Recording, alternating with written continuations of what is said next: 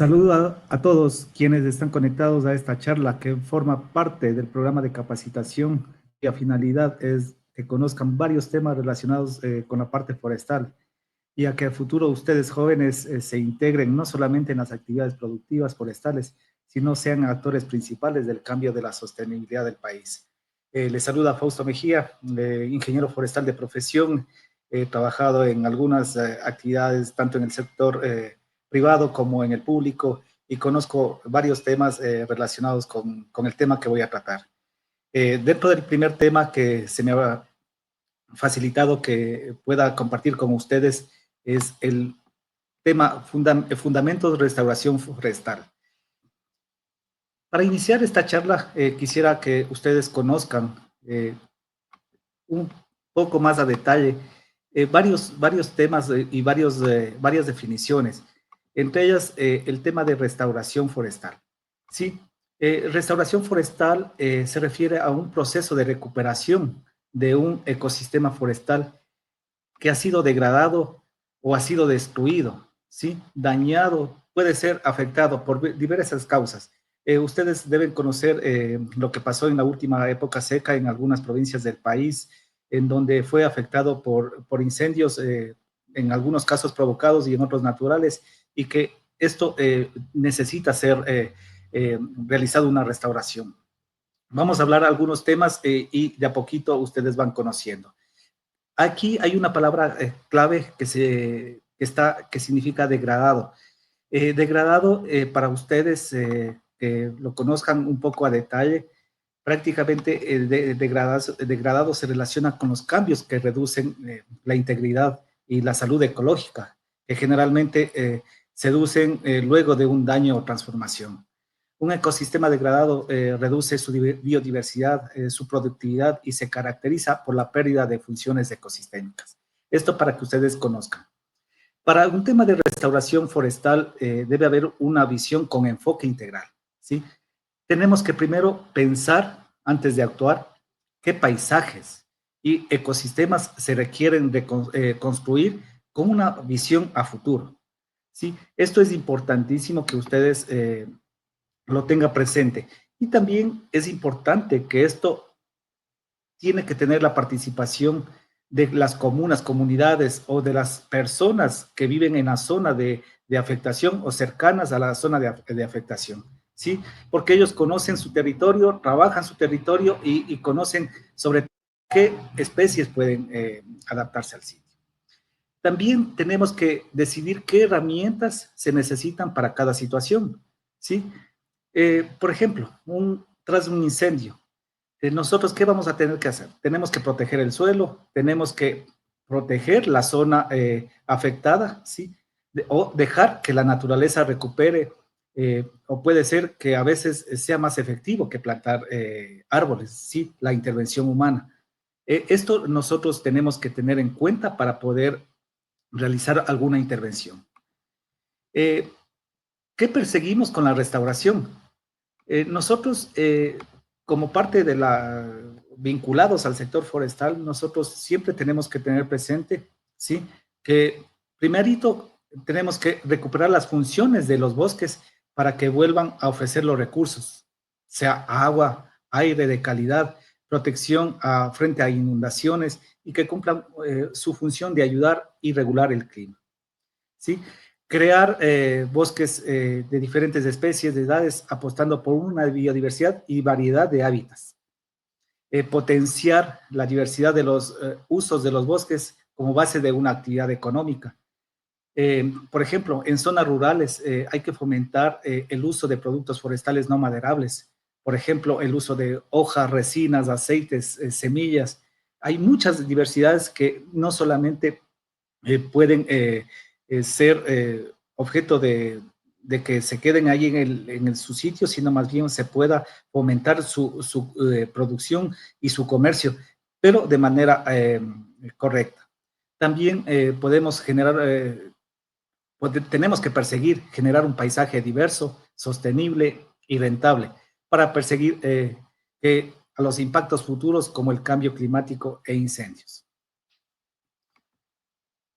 Una, Una vez que nosotros sabemos qué perseguir, tenemos que definir exactamente los objetivos.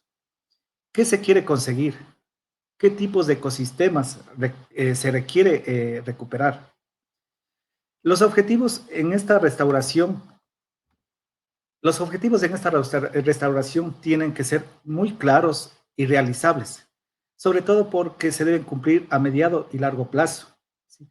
Se necesita un enfoque integral con criterios ecológicos, pero también socioeconómicos y culturales. Los objetivos a largo plazo no deben, por lo tanto, desmarcarse de los usos y aprovechamientos tradicionales del desarrollo local previsible en el futuro.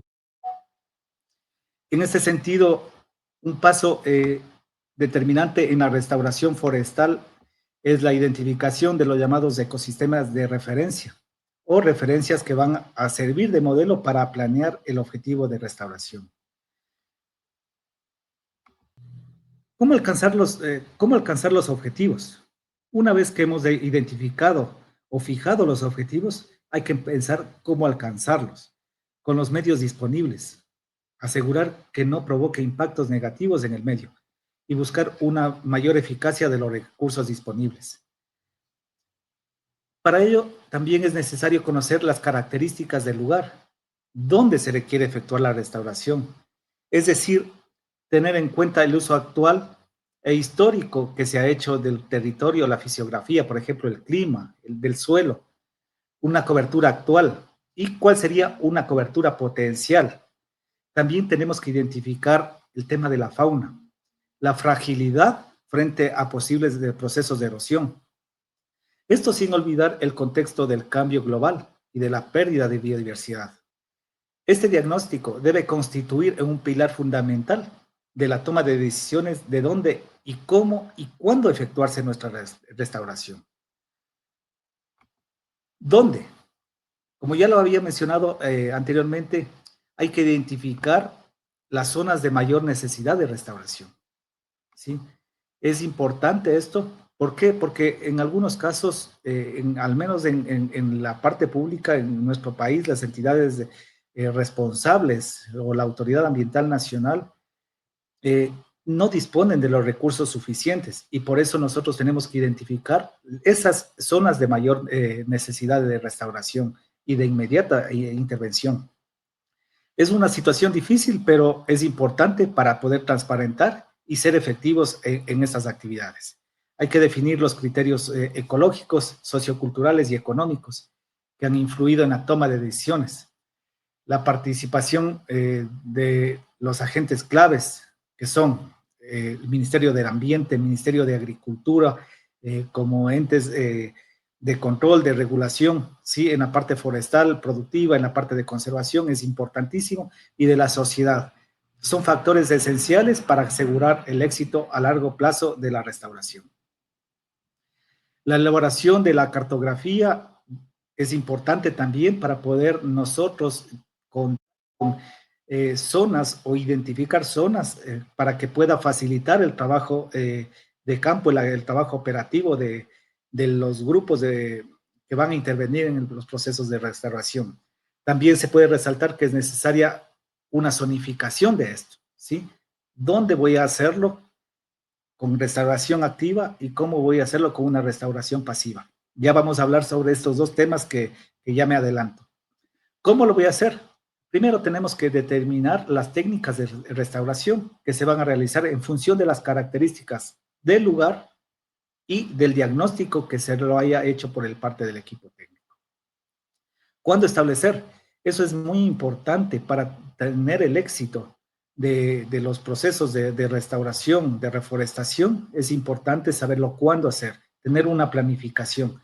Para eso es recomendable al inicio de las épocas de lluvia sobre todo. ¿Cuáles son las modalidades que yo les había mencionado hace un momentito? ¿Cuáles son las técnicas de restauración, las modalidades? En este caso, una de las técnicas de restauración es la restauración activa. En este caso, esta restauración implica la intervención humana. Como ustedes ven en las fotografías, esto sirve para garantizar el desarrollo de los procesos de recuperación y superar así las tensiones que impidan el buen desarrollo de la regeneración natural. de tal manera que esto busque incrementar la diversidad florística y la introducción de nuevas especies. También tenemos una restauración pasiva. En este caso, hay restauraciones pasivas en donde se puede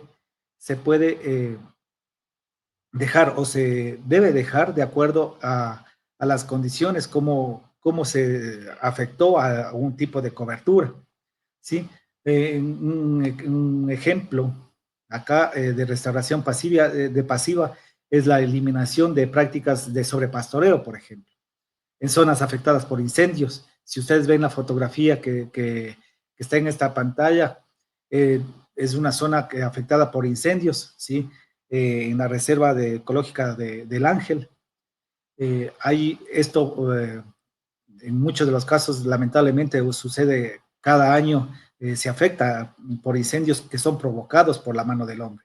Entonces, lo que nosotros hacemos que este tipo de restauración pasiva permita que la vegetación nativa, como el pajonal, que en este caso tenemos en esta reserva del Ángel, se recupere de manera natural, promoviendo la regeneración de la cobertura y reduciendo el riesgo de la erosión, ¿sí?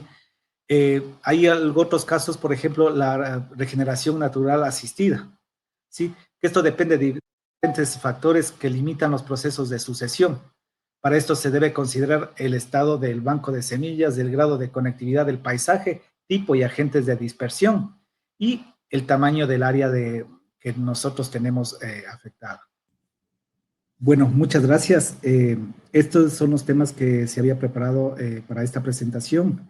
Espero que a ustedes jóvenes les haya sido de interés y puedan poner en práctica ya en territorio con las actividades que ustedes tengan planificado en las instituciones que están apoyando. Muchas gracias y buena tarde.